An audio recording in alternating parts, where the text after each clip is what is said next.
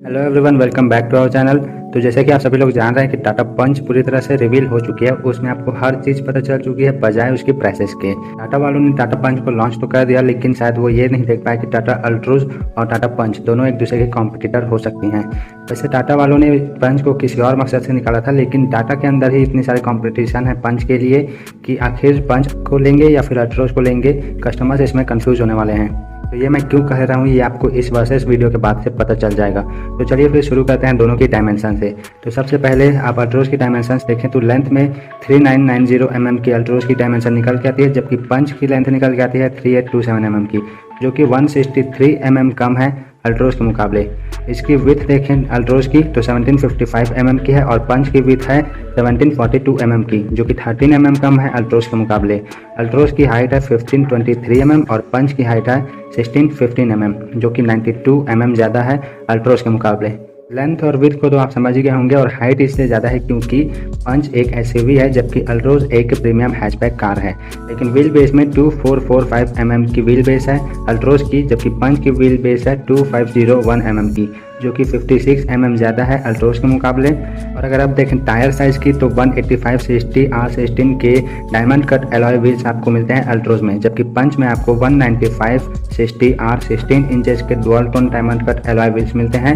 और अगर lower variants की बात करें तो अल्ट्रोज में आपको लोअर वेरिएंट्स में 14 इंचेस के एलॉय व्हील्स मिलते हैं, जबकि पंच में आपको लोअर वेरिएंट से ही 15 इंचेस के एलॉय व्हील्स मिलने शुरू हो जाते हैं, जो कि डायमंड कट भी होते हैं। तो इस हिसाब से देखा जाए तो पंच ज़्यादा बेहतर है व्हील बेस वगैरह के मामले में। वैसे इस बात से इनकार नहीं कर सकते कि टाटा की जितनी भी गाड़ियाँ उनसे आप ऑफ रोडिंग कर सकते हैं, फिर चाहे वो पंच हो या फिर अल्ट्रोज हो। माना कि पंच ज़्यादा ऑफ रोडिंग कर सकती है, लेकिन अल्ट्रोज में भी आप थोड़ी बहुत ऑफ रोडिंग कर सकते हैं। अब इसकी सीटिंग कैपेसिटी की बात करें तो दोनों ही गाड़ियों में आपको 5 सीटिंग कैपेसिटी मिल जाती है। दोनों ही गाड़ियों में आपको 37 लीटर्स की फ्यूल टैंक कैपेसिटी दी गई है। यहाँ बूट की जो डिफरेंस आती है वो आती है 345 लीटर्स की अल्ट्रोज में, जबकि पंच में 366 लीटर्स की है। अब देखिए यहाँ पर दो तरह के हैं, जो कि कर्टेन के साथ में 319 लीटर्स की हो जाती है पंच की बूट स्पेस, बिना कर्टेन के 366 लीटर्स की हो जाती है। तो इसमें आपको दो तरह के बूट स्पेस ऑप्शंस मिल जाते हैं। दोनों ही टाटा की गाड़ियां हैं और दोनों ही गाड़ियों में एक्सटीरियर बहुत ही गजब के बनाए गए हैं।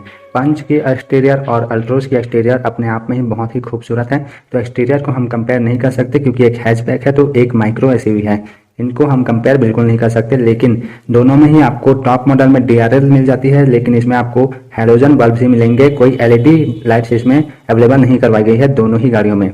अगर एक तरफ से देखें तो इनमें आपको एलईडी लाइट्स अवेलेबल करवाने चाहिए प्रीमियमनेस के लिए, लेकिन अगर दूसरी तरफ से देखें तो एलईडी लाइट्स का कोई मतलब नहीं होता, क्योंकि जितनी क्लैरिटी आपको हैलोजन लाइट्स देती है उतनी क्लैरिटी आपको ये एलईडी लाइट्स नहीं दे पाती। अब दोनों ही गाड़ियों के कंफर्ट एंड कन्वीनियंस की बात करते हैं तो अल्ट्रोज में आपको जो स्टीयरिंग टाइप मिलता है सेम स्टीयरिंग टाइप आपको टाटा पंच में भी देखने को मिलता है, जो कि डी कट स्टीयरिंग है, लेदर रैप्ड। दोनों ही गाड़ियों में आपको सी प्लेयर माउंटेड ग्रैब हैंडल्स मिल जाते हैं। 7 इंच का इंफोटेनमेंट सिस्टम भी आपको दोनों गाड़ियों में मिल जाएगा। दोनों ही हार्मन के इंफोटेनमेंट सिस्टम है, एंड्रॉइड ऑटो और एप्पल कारप्ले के साथ में।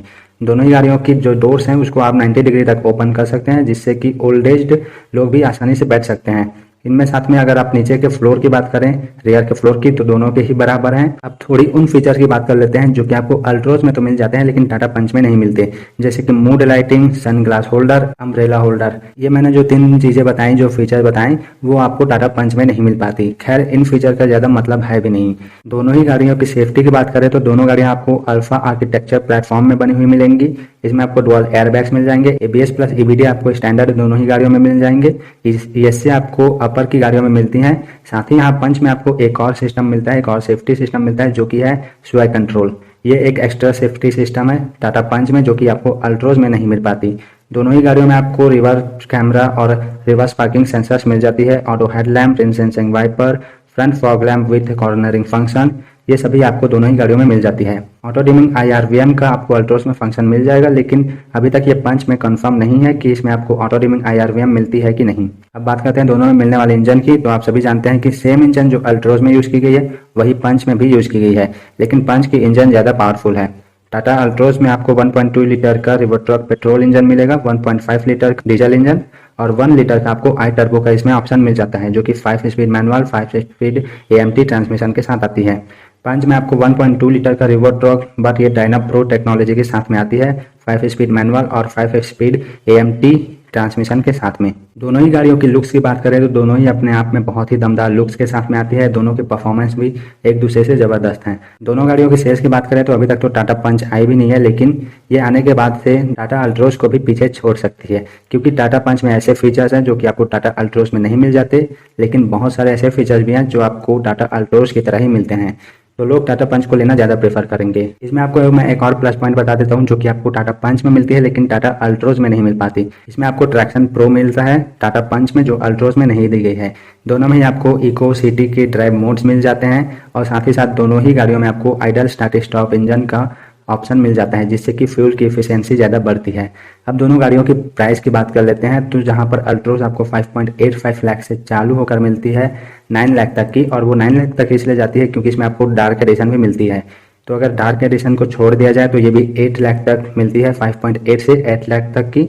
वहीं टाटा पंच भी आपको 5.8 लाख से 8 लाख तक मिलने वाली है। लीक के हिसाब से बहुत सारे लोगों ने, बहुत सारे बड़े बड़े कार राइडर्स ने यही अनाउंसमेंट किया है कि टाटा पंच आपको 5.8 से लेकर 8 लाख तक की मिलेंगी, और बहुत सारे शोरूम के लीक्स के हिसाब से भी आपको यही प्राइसेस बताई गई है। तो हो सकता है कि आपको सेम यही प्राइसेस मिले। तो आप देख सकते हैं कि बेस मॉडल से टॉप मॉडल तक कोई फर्क नहीं है टाटा पंच और टाटा अल्ट्रोज में। हाँ, अगर लोग बाग बॉडी टाइप को देखें तो शायद वो अलग अलग गाड़ियों में जा सकते हैं, लेकिन अगर वो बॉडी टाइप को ना देखें तो इनमें वो जरूर कंफ्यूज होने वाले हैं। बाकी आपको अल्ट्रोज में डीजल ऑप्शन मिल जाता है, लेकिन पंच में आपको डीजल ऑप्शन नहीं दिया गया है, तो ये भी अल्ट्रोज के लिए एक प्लस पॉइंट हो जाता है। बाकी इस वीडियो में तो बस इतना ही था। अगर आपको वीडियो अच्छी लगी होगी तो एक लाइक और एक सब्सक्राइब जरूर कर दीजिए। मिलते हैं अगली वीडियो में, तब तक के लिए ride safe and be safe, take care.